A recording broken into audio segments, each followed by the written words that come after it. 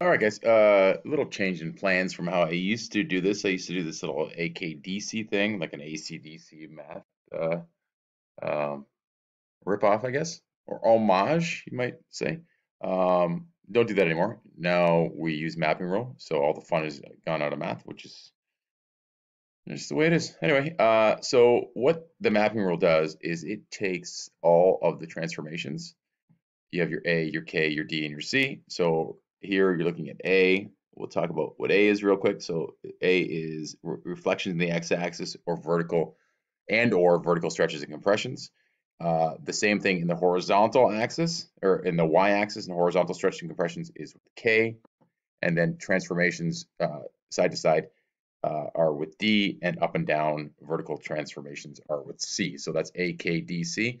And what we want to do is we want to be able to take something like 1 over x and throw a 3 here and a negative 2 here and a minus 4 here and then a plus 2 outside and say, what does this look like?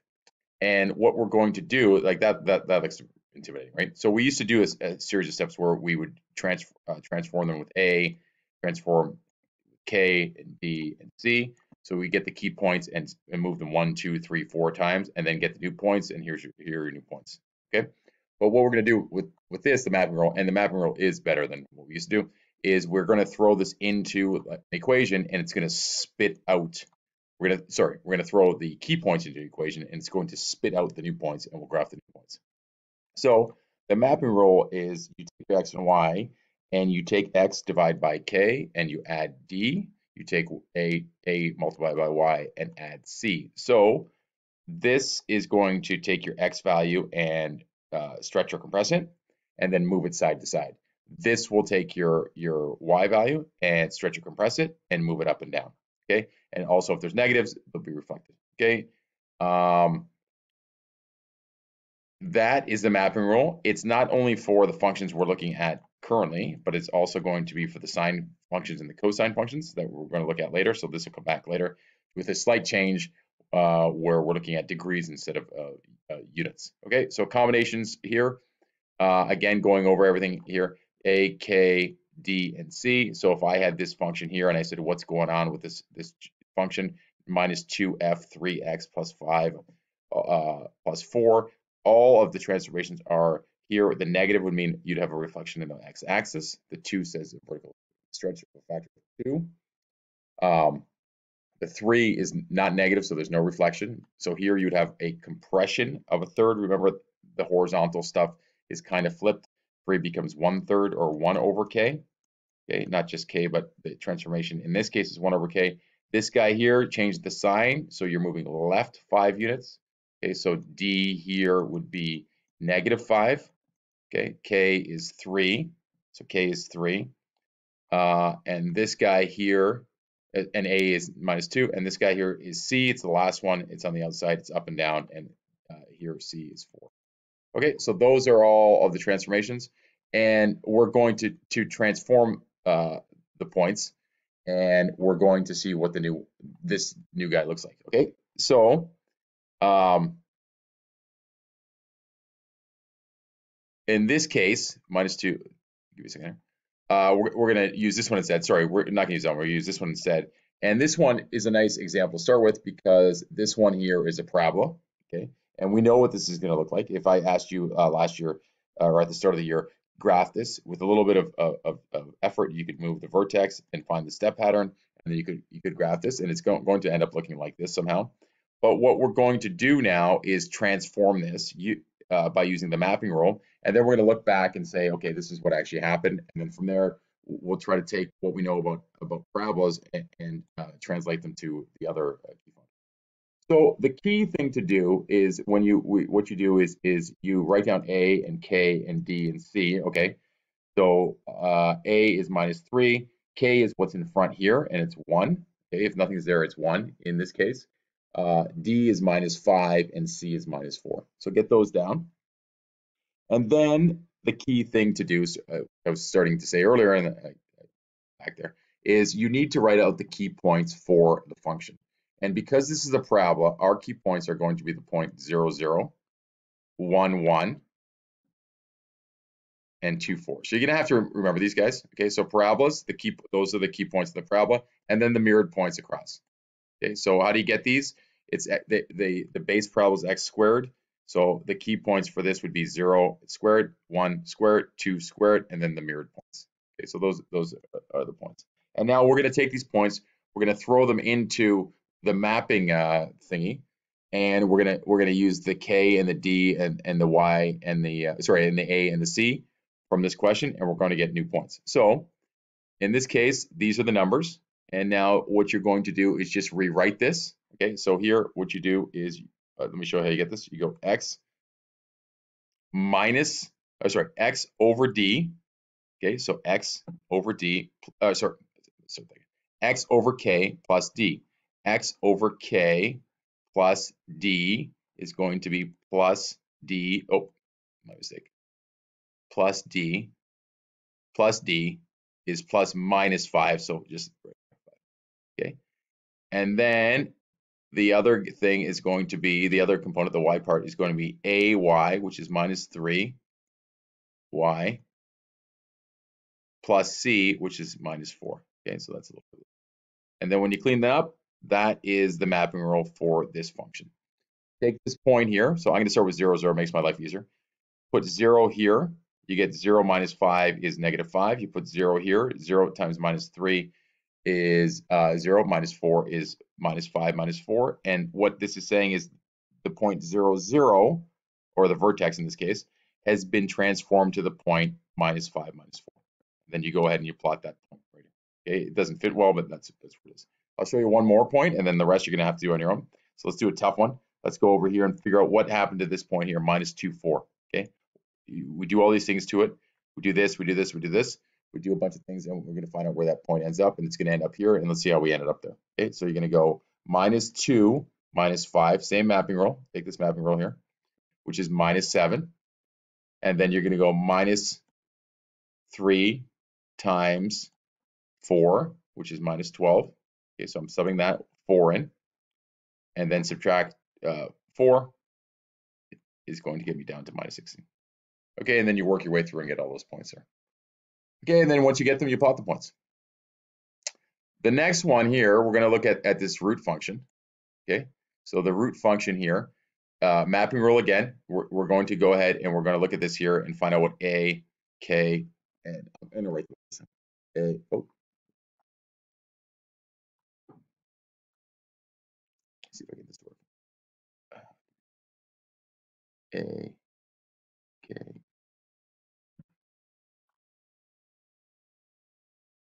d, c.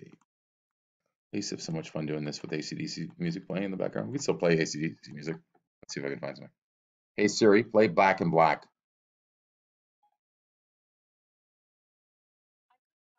Oh, thanks Siri. Thanks for nothing. Hold on, go to Spotify. I could sing it. You can sing it. Go ahead. We used to do a whole thing and run around. Not really run around. Here we go. Ready?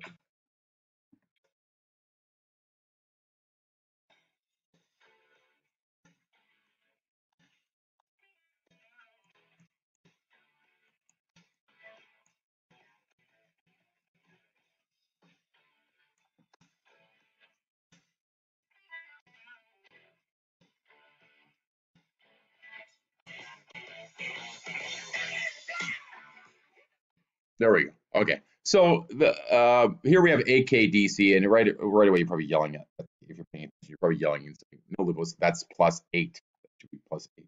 Okay. So A, we're good with A, we're good with K, we're good with C. Okay. So you look at this and you ask yourself, here is root X, and ask yourself, what is A? It's the number in front. What is C? It's the number in the back. What is K? It's this -2, and then the problem is, and we haven't gone over this, and if we were in a regular class, I'd be drilling this in your head over and over again, is when you look at this here, notice that there is a bracket between the K and the X. So the trick we have in this unit is when you don't have a bracket between the K and the X, or the -2 and the X, you must make a bracket. You must factor that out. So D is not this number here. D is this after you factor out the -2. So you need a bracket. So whenever you see something in front of the x, directly on the x, and there's a D value over here, you're going to have to factor out the k and figure out the new D. So -2 comes out, okay, because that's the -2. And when you factor out this minus 2x plus 8, you end up with x minus 4. Okay, so that's how you get the D. There's your mapping rule now with your AK, same as before. Okay, I'm going to have to let you do that on your own. Okay, so you take the mapping rule from before. Okay, so again, go over here. There's your mapping rule. X over K plus D, AY plus C. Okay, that's almost rhymes. Maybe it does. Okay, X, right, over A plus D. Wait a second. Oh, sorry. Look. Oh, my mistake. See, I made a mistake. If you take that x minus 4 out, remember that you have to change that sign to get D. Okay, so for the pause there. And then A4, right? This 4 here plus C here. Okay, so that is the mapping rule in this case. My mistake. Remember that when you take D out, you have to change the sign here. And then there's your mapping rule. Take the key points. Now the key points for the root x are going to be, you got to remember this too, guys. Okay, you're gonna have to use these key points: 0, 0, 1, 1, 4, 2, and 9, 3. That's a mistake. 9, 3. Okay, so it should be 9, 3. Take these guys, throw them in the mapping rule, and then get the points out here. So let me show you right now how I got this. 4, 2 goes here. So 4 divided by -2 is -2, plus 4 is going to get me my plus 2.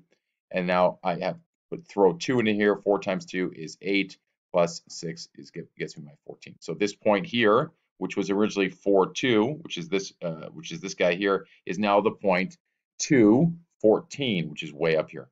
Okay, and then you just plot these points here and you end up with this wacky looking thing here. Okay, so this guy looks like this guy because the points are moved. This point's moved here, this point is moved here, this point is moved there, and that point is moved there. Okay, so that's how you do the root function. And then if you want to with the node here, let's go to 2. I'm going to leave that one for a second, but let's go to 2. This one here, if you just have a series of points, okay, get your mapping rule. Okay, get your mapping rule from here. There's your A. There, K is 1 in this case. Notice when K is gone or A is gone, it'll be 1. If D isn't there or C isn't there, it'll be 0. Okay, so there's your A. Remember when you get your D out to change your sign. All right, don't do what I did on the last one. So this is +1, and then here's +3. So if you just have a series of points here, what you do if you don't have the key points, like with the parabola and the root function, is you just go ahead and you take these points directly from the graph. So this first point is the point -8, 2, and then throw that into here and then spit this out here. Okay, so I want you to go over and try this. Try this one here. 2, 0 is this point, or 0, 2, sorry, is this point. And this point 0, 2, you throw it in here and you get 0 plus 1 is 1. 2 times 1/2 of 2 is 1, plus 3 gets you to 4. So you're taking the points here and you're putting them into the mapping rule and spitting them out. Okay, this guy here, same question as before. Just be careful when you do this. Once again, there's no bracket here. Okay, so again, there is your K. You got to put the bracket, and then when you do that, you have to go ahead and take that out. So this becomes this 2F bracket 3 x plus 5 plus 4. And now it's saying this is the function. Throw that on the root x function. So then write your big root x, okay, and then go ahead and throw the 2 in front of the whole function. Remember, the 2 is on the function, the 3 is on the x, but now we have a bracket here. Remember to put the bracket, plus 5 plus 4. Okay, and that's this guy right here. Okay, okay, so that's making the equation from this to this. Okay, and then finally, let's go back up to this guy here. This one here is saying, here's a bunch of stuff. Give me the transformation. Okay, or here's a bunch of transformations. Give me the equation. Okay, so if I have vertical compressed by 1/2, that means my A is 1/2. I'm reflected. in the x-axis, so the negative goes in the front.